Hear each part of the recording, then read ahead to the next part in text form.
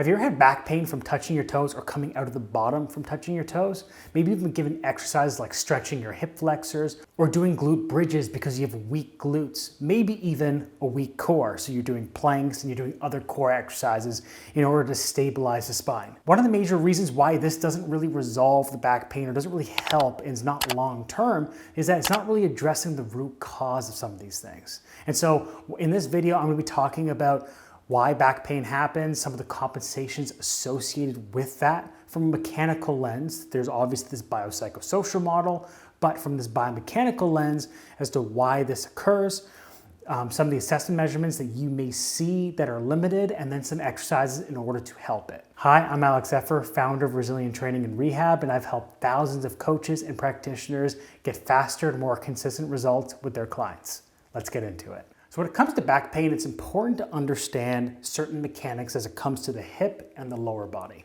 So the reason why we start to feel some of this tension to the lower back is because we are missing movement through the hips, through the knees, as well as through the feet. And that major motion is hip internal rotation. And essentially what that is it's if I bring my leg up and I internally rotate it, that movement is going to cause the pelvis to also internally rotate. Why this is important is because this is a major movement to absorb force as well as produce force. So if I'm taking a step forward, I need to be able to absorb force. My foot needs to be able to go down to the ground. My hip needs to be able to internally rotate. And same thing with my pelvis. If that can't happen, then as I take a step on the ground, my hip is probably going to hike up. I'm going to side bend my rib cage. I'm going to fall on the outside edge of my foot. So I'm going to be doing all these things that are going to put stress on the lower back.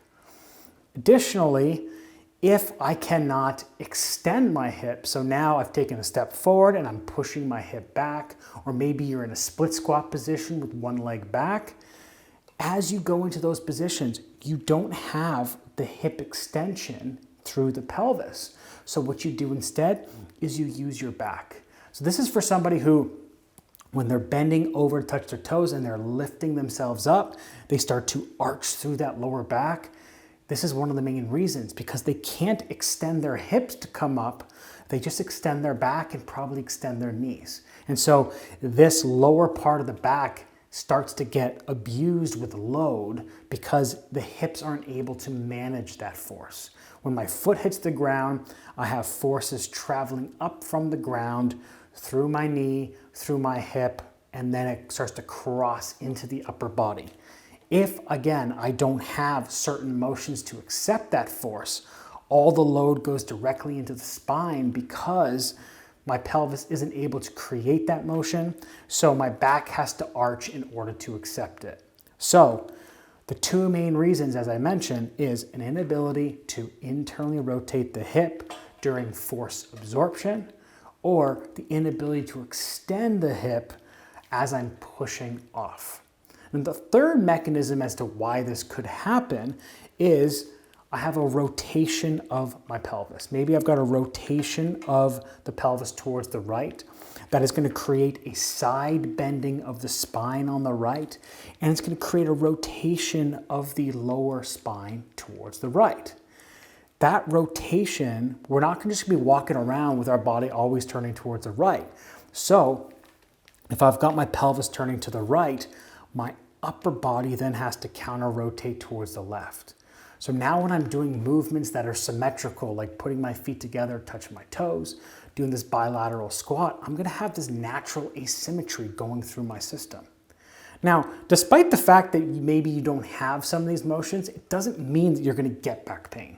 That's not what I'm saying. But from my experience with assessing certain clients and working with clients in back pain, it's usually contributed to some of those limitations. My center of mass is going towards my toes. So again, that's going to be associated with my back arching, my knees hyperextending. You start to see as they land from a jump, their knees caving in, their back shoots forward. As they're squatting, it almost looks like they're hinging their squat. Their back arches. So when they come up, it's like they're doing a good morning exercise. Even when they're doing some type of deadlift position, as they come up, they use that lumbar spine because they can't move through the hips. So if we can open up the back part of the pelvis, we can internally rotate the pelvis, and by internally rotating the pelvis, we bring the rib cage back, which is also a major player, because if my back arches, my rib flares, that's not going to allow my core muscles to be in a position to actually stabilize the spine. So doing these planks and doing all these other core exercises is not going to really work because the muscles aren't in a position of leverage to be able to actually work. So if I can internally rotate the pelvis and internally rotate the lower rib cage to get this rib cage and this pelvis stacked over top of each other, then I can start to distribute force more effectively and reduce the load to the spine. So now let's talk about 3 exercises in order to accomplish a lot of these things.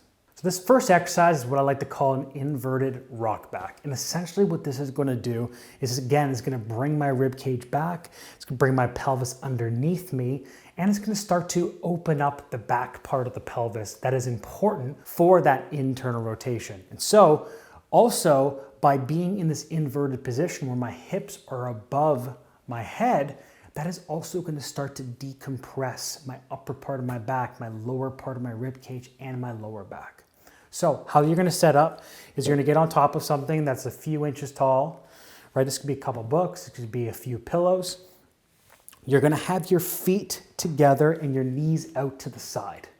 Why that's important is because by having my legs wider than hip width apart, I am then going to be able to create more internal rotation into the box. If my knees were here, for example, some people don't have that motion in their hips. So they'll just arch their back when performing this movement, or they'll shrug their shoulders. So if I give you a little bit of a wider stance, you have more stability through this movement. So now we're going to drop down onto our elbows.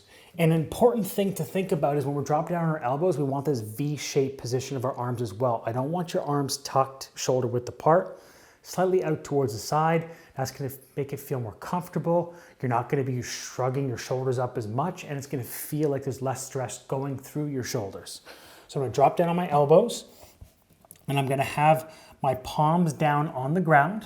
And how I want you to think is your chin should be in line with your thumbs. So I don't want you to be too far back like this. I don't want you to be too forward like that. Your chin being in line with your thumbs is just going to make it a little more relaxed. Then I'm going to think about pressing through my elbows so I get tall through my elbows. So I don't want you to crunch. As you can see, if I crunch, my chin is now going to go way behind my thumbs. Whereas if I maintain this position, I get tall, I'm not actually shifting my body back or forward. I'm just lifting my chest up towards the ceiling. So I'm going to breathe in, get tall. Feel a big stretch in the upper back. Breathe out, push my knees into the box. Straight down. Take a big breath in, get even taller. Again, breathe out, push into the box. The pushing into the box is going to create that internal rotation of the hips. The breathing in and getting tall is going to make sure that when I do press, I'm not just arching my back, but it's actually happening at the right areas. I usually like to program about 2 sets of 6 reps of this, because if we do a little bit more, we start to get tired and we start to reduce some of the benefits of this exercise. The second exercise we're going to do is a wall squat with a banded reach. I really like this exercise because you're starting to challenge gravity a little bit. By standing up, you start to incorporate what we're doing on the ground to a standing position. Oftentimes what I'll see is that people just do ground-based stuff, but then they get up and walk around and they start to lose some of those benefits because they haven't taught their body how to transfer that towards something standing. So by using the wall and having my back supported, that's going to start to decompress my body. I'm not going to be using so much tension because I'm standing up against gravity, but because I'm leaning back, I start to open up the backside part of my pelvis as well as my rib cage. By also adding the band, so we're going to add a band and reaching it down towards the ground, the band is going to wrap around our back. we're gonna reach it down towards the ground. That's just gonna give us additional leverage to push our rib cage back. What you should feel a lot of tension in the muscles being created around the rib cage and a lot of ab muscles working just to pull the rib cage back. Again, we want to maintain that stacked position where the rib cage and the pelvis go on top of each other. And by going to a somewhat shallow squat on the wall, that's going to reinforce that knee bending, which is going to tuck the pelvis underneath us. I always want you to maintain a couple points. I want you to maintain the tag of your pants on the wall. So I don't want you to overly crunch where this now comes off of the wall. I don't want your head I don't want you to reach and your head to come with it. I want you to maintain this tall position as your shoulder blades just reach around your rib cage. And I want you to feel that the weight is in your heels at all time. So what you're gonna do is, as you breathe in, you're going to think about pressing your heels into the ground. As you exhale, you're gonna think about reaching your arms more and more forward. Again, your arms shouldn't ride up. It should just be your chest coming back in between your shoulder blades. Again, we're gonna do about 2 sets of about 6 reps, not to fatigue our body, but just to teach our nervous system how to get into a better and more supported position.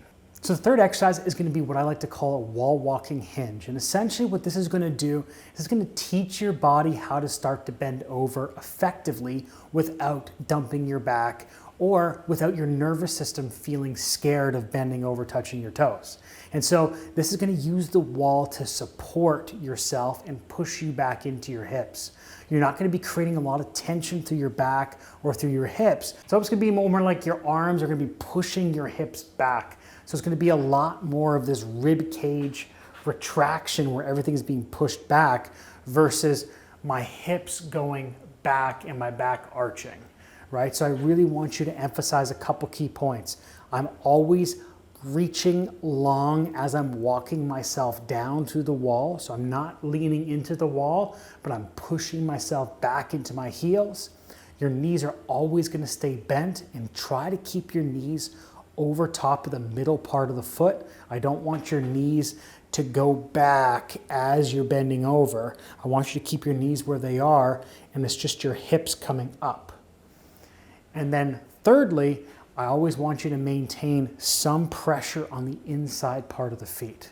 If we can lock the inside part of the feet and lock the knees, as we start to push ourselves back, we start to open up the back of the hip and keep our back completely out of it.